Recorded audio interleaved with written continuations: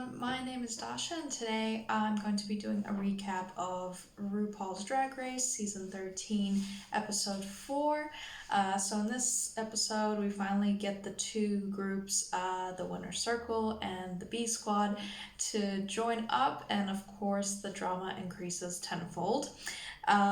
So first off they hide the Winner's Circle, who are waiting for everyone after the end of the previous episode. They decide to hide Elliot behind sort of a wall and have her wait, just to give that extra surprise factor for the other queens when they come in and they think like, oh, okay, yeah, we're linking up with the winning queens, but yeah, we sent that girl home, so yeah, she's definitely not coming back. So of course they were super duper surprised when she came out.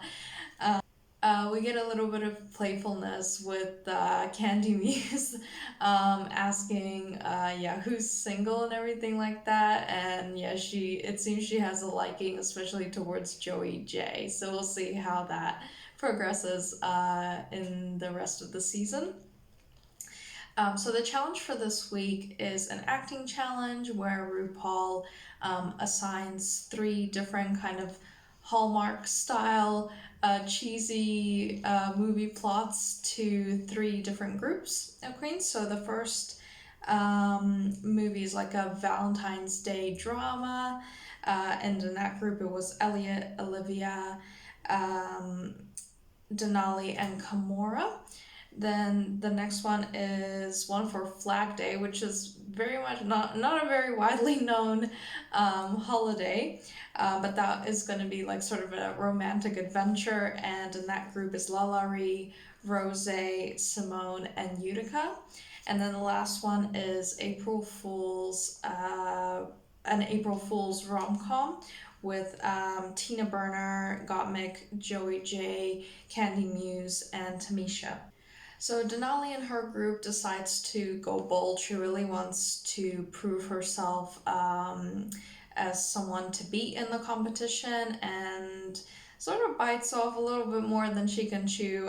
She takes the leading role in her script, even though she's never acted in a scripted kind of movie or anything like that before. Yeah, so there are plenty of challenges coming her way in the episode. Then Rose and Tina, we get to hear a little bit more about their feud. Yeah, so they're both kind of feuding against each other as being, of course, experienced actresses vying for the top spot. So in their rehearsal of the lines in their respective groups in the workroom, yeah, there's a little bit of tension between them, with each of them kind of looking over towards each other, and yeah, just trying to kind of stand out and speak a little bit louder and get the other one to notice. Then we get Rue to come in and check in on everyone's progress with the scripts. We find that Simone and Utica are actually quite witty and have got the comedic chops, so Rue is especially excited to see their group and what they can pull out of the bag with the script that they were given. We then get onto the filming of the short, so of course there will be some queens who excel and some not, who don't.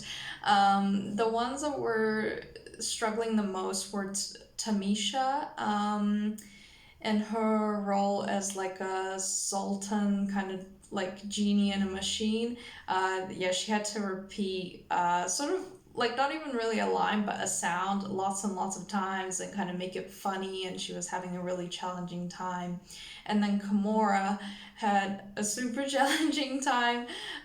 She had really only a few lines, playing a tree. She was in a full green suit, so only her face is really going to show up in the film, but she actually wasn't like full body with like a breastplate and hip pads when she didn't need to be, which was quite humorous. But you know, she was giving it her all, although yeah, I think she was just super nervous. But yeah, it was quite frustrating, yeah, watching her not being able to deliver the line as she was directed to.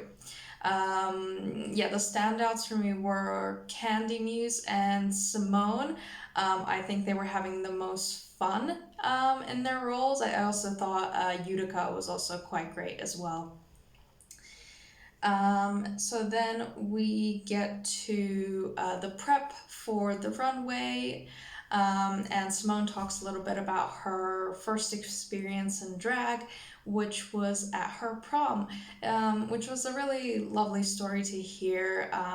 So she has talked about it before, where the character of Simone has helped save her life when she was a teenager, and just made her have a much more positive outlook on life, made her feel more confident. And even when she went to prom, she was very much supported by many at her school, even the teachers there. So that was really great to hear that there are places out there, even a while back, yeah, that were supportive. Um, of her dressing up and expressing herself like that. So that was really great to hear. And then we learned a little bit more about Tamisha's sort of coming out story, and how when she was a younger man, she actually dated a woman, and yeah, got I think one of them pregnant. But then some years later, sort of roommated with a man, and fell in love with him, and kind of realized that she was gay.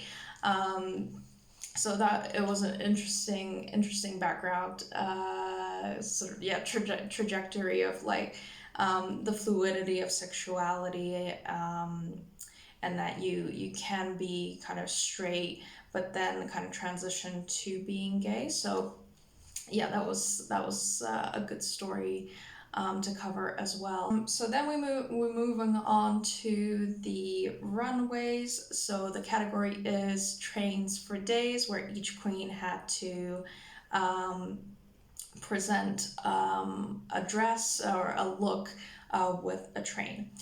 My favorites were Olivia Lux, who went for kind of this Baroque style, kind of the Mozart era, that kind of style. I really love all the gold and lilac details.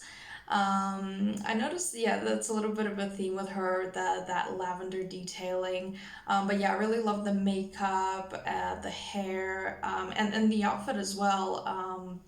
I really enjoyed the look and how it all came together. I thought it looked really beautiful. But my absolute favorite was Simone. Surprise, surprise. I just fall in love with her more and more every episode. She is so polished, so like all of her outfits and everything are so well thought out. There's intent to it. So she came out in a look which very much references her heritage as a African American person. So she did a look with a train coming from a do rag, which was really cool. I love the aquamarine color to it. She was wearing a corset with it. These kind of like sort of baggy pants. It had a lot of style to it. They're so unique, of course, so thought out, and she's representing the Black community really beautifully. And there was definitely a regality to it. So there was the aquamarine, but then the hints of gold. It was beautiful. I really love that look. It might even be my favorite of hers thus far. She's had very show-stopping looks thus far. So then we move on to watching the actual short films that they made, which were trailers for the movies that would play on like Hallmark, all these cheesy films.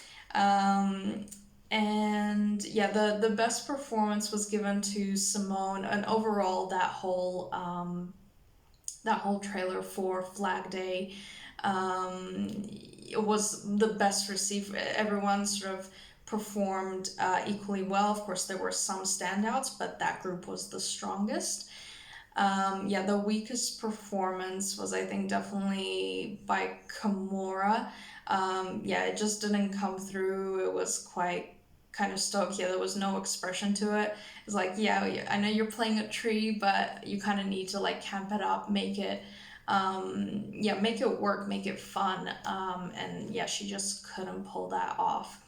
So just a little bit of a rundown of each of the trailers. So Misery Loves Company was the Valentine's Day themed one.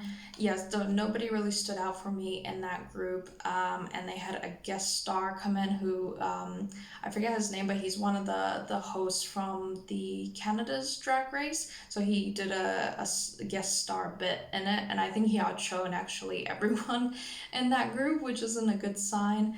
Yeah, God Loves Flags was the Flag Day one, and yep, so Simone stole the show, though. Rose also did really well on that one. I liked her performance as the gnome in that story. And then April Fool's Russian, which was the April Fool's Day one. Yeah, Candy Muse and Tamisha I thought were the most fun. Candy Muse was just so in her element, even during her prep, with the script reading and everything. Yeah, she really like picked out that role and stuck to it.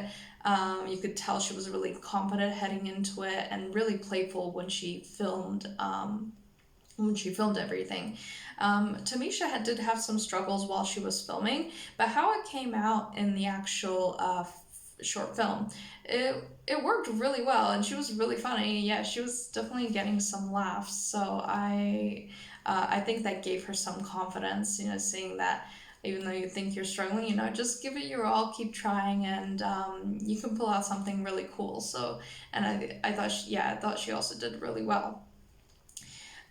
So the with the judges discussing everything, everyone's performances in the trailers, the everyone's outfits on the runway. Simone ended up winning, which is her second win of the competition. So she's definitely one to look out for.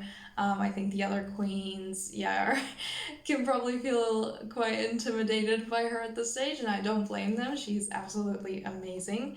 The bottom two were named Denali and Kimora. So Denali really fought for it. It was actually a really fun performance.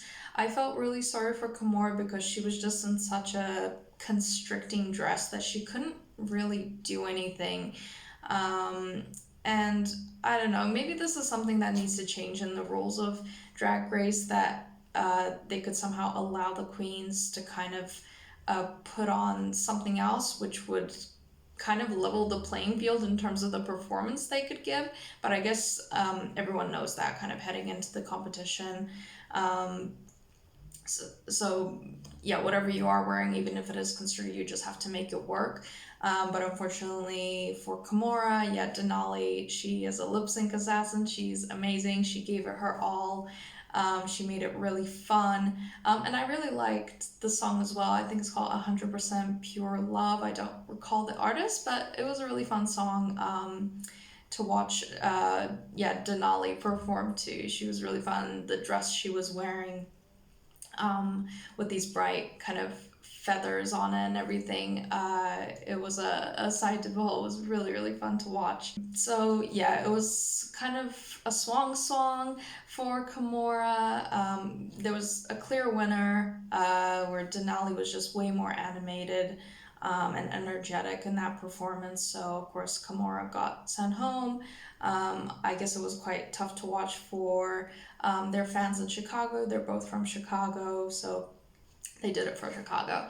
Um, so it was definitely the right decision, but yeah, it was heartbreaking to see Kimora go in those circumstances. I actually really got to like her and her story.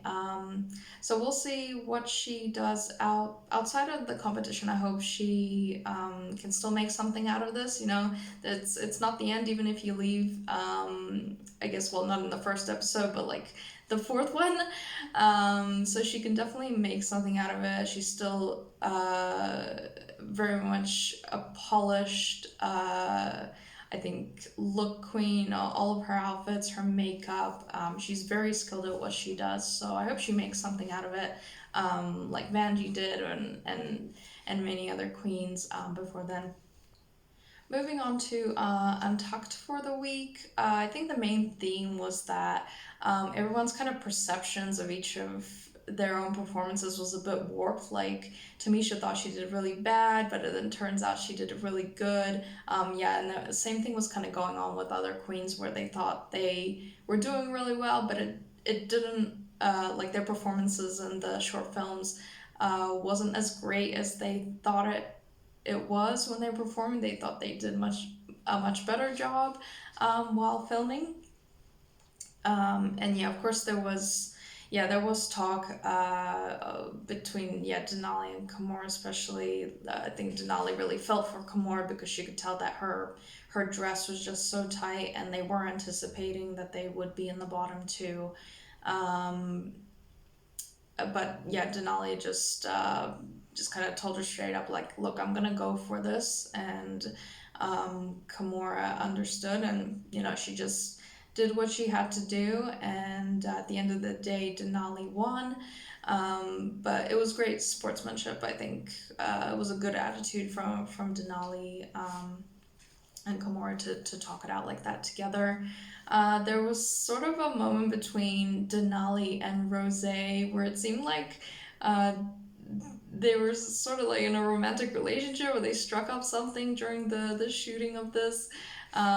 So yeah, there was like support. Rose was supporting Denali and pumping her up, making sure that she does well in the lip sync if she was asked to do it, which she was. Um, but yeah, they would definitely see each other after the competition, even if she were to leave, which didn't end up happening. So we'll see, yeah, whether they reveal later on if they're like a couple now. But that's pretty much it. So we'll see what happens in the next episode. I wonder, yeah, what challenges they'll get to do in the next one. But thank you so much for watching. Let me know who your favorites are at this stage. Mine is still very much Simone. I'm not changing my mind. Yeah, I'm absolutely crazy for Simone. She is amazing. But yeah, let me know what you thought of this episode, if you're looking forward to the next one, and I will see you in the next video. Thank you. Bye.